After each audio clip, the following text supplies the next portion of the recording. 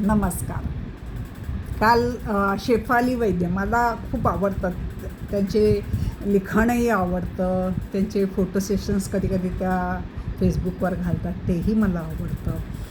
त्यांचे बरेच पॉडकास्ट इंग्लिशमध्ये असतात तेही मी ऐकलेत. पहिल्यांदा त्यांनी मराठीमध्ये पॉडकास्ट केला, तो मी ऐकला. जवळजवळ 2 तासाचा तो पॉडकास्ट आहे. अतिशय सुंदर. मला वाटतं त्यातलं सगळेच जे 2 तासाचे 2 तास ऐकण्यासारखे आहे. त्याच्यासाठी तो वेळ घालवण्यासाठी. पण तरीसुद्धा त्यांनी जो एक फेसबुकवर अनुभव घेतला, त्याला हल्लीच्या भाषेमध्ये ट्रोलिंग म्हणतात, त्याच्याबद्दल ते म्हणाले की टीका करण्याला वेलकम. मी जे लिहिलं आहे त्या मुद्द्यावर टीका करणारा वेलकम, त्याच्यातून माझी सुधारणा होईल. पण हे जे मुद्दामून फक्त ह्या विचाराची आहे म्हणून मग मुद्दा सोडून बाकीचं जे चाललेलं असतं, आपल्या पर्सनल लेवलवर, म्हणजे आता समजा मी बोलत असेल तर मला थेरडी चष्मीस असं काहीतरी बोलणार, तसं त्यांना त्या छान राहतात म्हणून त्यांच्या चांगल्या साडीवरून एकदम ती हे अशी ह्याच्यावरून ठेवून, म्हणजे तुम्ही कसेही राहा. त्यामुळे मला चांगलं राहायला आवडतं. ज्यांना बुरसट एकदम खाणेरडं राहायला लागतं त्यांनी तसं राहावं. मग मलाही तसंच आहे, माझंही तसंच आहे. मी काही नवीन उद्योग प्रकार करत असते. मला मुद्दा काय मी मांडलेला आहे, माझं पण म्हणणं तेच आहे. मुद्दा मी जो मांडलेला आहे त्याच्याबद्दल टीका अगदी 200% करा. आणि त्याच्याबरोबर काही सल्ले जरूर द्या की असं हे अपिअरन्स बरं नाही किंवा ते चुकीचं असेल त्यावेळेला तुम्हाला जे खटकलं असेल ते. पण जेव्हा सुरुवातच एखादा माणूस अंधभक्त, थेरडी, चष्मीस ह्याने करतो तेव्हा समजून जायचं की हे ट्रोलिंगच आहे, म्हणजे विरोधक आहे. टीकाकार हे तुम्हाला सुधरवण्यासाठी करतात. त्यांच्यामध्ये काहीतरी स्वतःचं एक असं ज्ञान असतं. मुद्दे खोडून काढायची त्यांच्यामध्ये पूर्ण ताकद असते. कमीत कमी त्या मुद्द्यातली तुमची चूक तुम्हाला दाखवायची त्यांच्यामध्ये तेवढं ज्ञान असतं. ज्यांच्याकडे तुमचे मुद्दे खोडून काढायचं ज्ञान नसतं, ज्यांना तुमचे मुद्दे, तेव्हा ते सुरुवात तुम्हाला अशाच पद्धतीने हीन करून बोलणार. तर त्यांना शेफाली ताईंना तर रेप करीन वगैरे वगैरे, पण अशा पद्धतीचे सुद्धा उत्तरे घालण्यात आले. तर मला त्यांच्या त्या पॉडकास्टचा मला इतका, म्हणजे त्यांनी अहिल्याबाई होळकर त्यांच्या घराण्याचं, स्वतःच्या माहेरच्या घराण्यातलं कहाणी सांगितली. त्यांना तिळं झालं, त्या तिळाच्या वेळेला त्यांनी कसं घर आणि स्वतःला मॅनेज केलं. त्यांचं मानसिक स्थिती तेव्हा डिप्रेशनमध्ये गेल्या त्या, कारण लगेचच त्यांना तिळं झाले आणि थोड्याच दिवसांनी त्यांचे बाबा गेले. त्यामुळे त्या डिप्रेशनमध्ये गेल्या. त्या डिप्रेशनमधून त्या कशा बाहेर आल्या वगैरे त्यांनी सांगितलं. पुढे त्यांनी त्या स्पष्ट म्हणाले, मला कोणीही कुठल्याही संस्थेने मदत केली नाही, माझ्यापुरतं. आणि त्यांनी स्पष्ट म्हटलं होतं की मी माझ्यापुरतं, नो बिंदी नो बिझनेस म्हटलं होतं. मी कोणालाही कंपल्सरी केलं नव्हतं की तुम्हीही बिंदी लावा, आणि मीही म्हटलं नव्हतं की मी बिंदी लावून 24 तास बिंदीवालीच असेल. माझ्याही काही वेस्टर्न कपड्यावर विदाऊट बिंदीचे माझे फोटो असतील. फक्त त्यांचा विरोध होता की आपल्या सणांना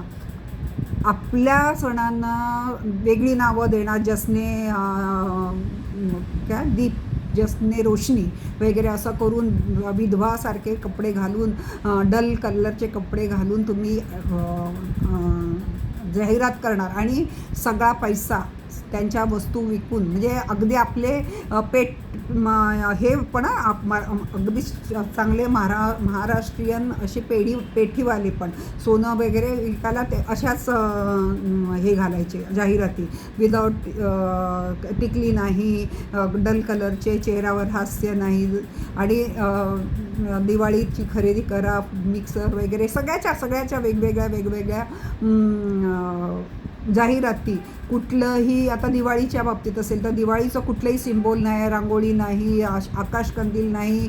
पूर्वी जॉईंट फॅमिली दाखवायची, आजी आजोबा घरातलं. आता फक्त एकदम सुटकी तोंडाने 4 बायका दाखवतात आणि आपल्या सणावर ती लोकं पैसे कमवतात. म्हणून त्यांनी त्यांच्यापुरता एक आपण म्हणतो मी माझा वसा उचलला, तसा त्यांनी नो मंदी नो बिझनेस केला आणि त्याला जनतेने साथ दिली खूप. पण त्या तेच सांगतात, काही बऱ्याच लोकांनी त्यांना हे करायला त्यांचे जुने पॅन्ट शर्टवरचे टिकली नसलेले फोटो वगैरे खूप जुने फोटो काढून त्यांना ट्रोल केलं. तर त्या तेच म्हणतात की माझं असं काही म्हणणं नव्हतं का मी 24 तास टिकली आणि तुम्हालाही 24 तास टिकलीमध्ये राहा, पण कमीत कमी आमच्या सणांची जाहिरात करून आमच्या सणांच्या वेळेला तुम्ही पैसे कमवणार, त्यावेळेला तुम्ही आमच्या सणांचा पूर्ण आदर ठेवला पाहिजे. आमच्या ज्या हिंदू ज्या आपल्या एक सिम्बॉल्स आहेत, रांगोळी म्हणा, आकाशकंदील म्हणा, ते दाखवले पाहिजे. ते न दाखवता तुम्ही एकदम मातमला चालल्यासारखं तुम्ही दाखवता आणि आमच्या सणांचे पैसे तुम्ही कमवता. त्याच्याच विरुद्ध त्यांनी हे, आणि तो खूप सक्सेस झाला त्यांचा. तो त्यांनी स्वतःपुरता घेतलेला वसा पब्लिकने उचलून धरला. अजून एक त्यांचं मला खूप आवडलं, म्हणजे त्या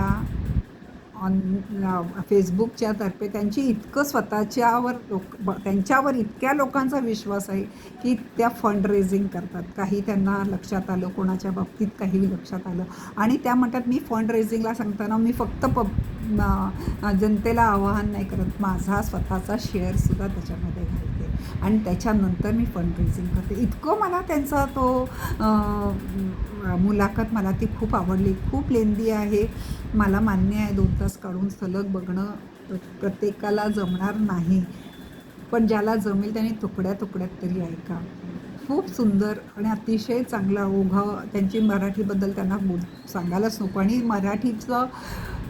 मराठी वाचल्याने, मराठीचं ज्ञान असल्यामुळे तेच म्हणाले, मी आईवडिलांना खूप धन्यवाद देईन की मला मराठीमध्ये घातलं. जर मी पहिल्यापासून इंग्रजी मीडियमला गेले असतं माझं अवांतर वाचन पण त्याच धर्तीवर झालं असतं. मराठी वाचनामुळे मला माझ्या संस्कृतीची, माझ्या सगळ्याची मला ओळख चांगली झाली. तर ज्यांना जमेल खरंच त्यांनी शेफाली वैद्यांचा तो पॉडकास्ट ऐकाच, एका मुलाखत नक्की ऐका. अतिशय चांगली आहे, ओघवती वाणी आहे त्यांची. आणि त्यांनी 3 मुलांना अक्षरशः प्रीमॅच्युअर 3 मुलांना कसं वाढवलं वगैरे ह्याच्याबद्दल त्यांनी सांगताना आपल्याला वाटतं आपण खरंच किती त्या माऊलीने त्रास सहन करून स्वतःला मानसिक डिप्रेशनमधून बाहेर काढायचा प्रयत्न केलेला आहे. प्रत्येक वेळेला आपल्याला खूप आपल्यापेक्षा वयाने मोठे असेच गुरु असले पाहिजे असं नाही. अशी छोटी छोटी माणसंसुद्धा आपल्याला एक गुरुप्रमाणे त्या माझ्यापेक्षा खूप लहान आहेत, पण मला खूप त्यांच्याकडून शिकायला मिळतं आणि हिंमतही मिळते. आणि मला अशा वेळेला मलाही खूप बऱ्याच वेळेला उगाचच कारणाशिवाय माझा विषय काय आहे, मी मुद्दा काय मांडला आहे ते न बघता बाकीच्याच बाबतीत, माझ्या पेहरावाबाबतीत, माझ्या वयाबाबतीत, माझ्या चष्म्याबाबतीत ट्रोलिंग करणारे अनेक लोक आहेत. पण मला ना ह्याच्या बाबतीत मी जसं शेफालीताईंना हे करेन ना तसं मी माझ्या सासूला देईन. मला पूर्वी ना म्हणजे माझं लवकर लग्न झालं होतं, त्यामुळे मला पूर्वी म्हणजे मी खूप रडकी होते. मला जे बोलण्यापेक्षा माझं रडणं जास्त व्हायचं, त्यामुळे मला माझे मुद्दे मांडताच यायचे नाहीत. आणि त्यावेळेला माझ्या सासूबाई म्हणतात रडणाऱ्या ह्यांचं काय सत्य असतं असं काय नाही, फक्त रडून ते सहानुभूती मिळवायचा प्रयत्न, जर सत्य असेल तर तुला रडायची गरजच काय. आणि असं त्यांनी मला वारंवार बोलून, त्या स्वतः कधीच माझ्या सासूबाई रडायच्या नाही, खमक्या होत्या. आणि माझ्या 30 वर्षाच्या सहवासात त्यांनी माझं रडणं बंद केलं आणि माझे मुद्दे नीट मला मांडायला शिकवलं. आणि त्याच्याबद्दल आज मला सोशल मीडियावर कोणी ट्रोलिंग करताना मी त्यांना उत्तर देताना मला प्रत्येक ट्रोलिंगबरोबर माझ्या सासूबाईंची आठवण येते आणि मी त्यांना मनोमन धन्यवाद देते की माझ्या नाहीतर आज मी नुसती रडतच बसले, मला हा असा बोलला, मला ती तशी बोलली, पण त्यांनी मला न रडता तुझी बाजू तुला ठामपणे मांडता यायला पाहिजे, हे मला माझ्या सासूबाईंनी शिकवलं. माझी आई खूप रडकी होती आणि मी आईसारखी भयानक रडकी होती. माझं बोलण्यापेक्षा रडणंच होतं. आणि आता इथे लिहिताना तर बोलायला प्रश्नच येत नाही. आवाजाची पीच वगैरे जेव्हा उत्तरं असतात, उत्तराने संदेशाने जेव्हा ट्रोलिंग असतं त्याला लेखी लेखी लेखी असतं, त्यावेळेला मला व्यवस्थित उत्तरं देता येतात. आणि त्याचं धन्यवाद मी दोघांनाही देईन, शेफालीताईंना पण देईन आणि माझ्या सासूबाईंनाही देईन. तुम्ही माझं ऐकताय त्याबद्दल मी खूप आभारी आहे.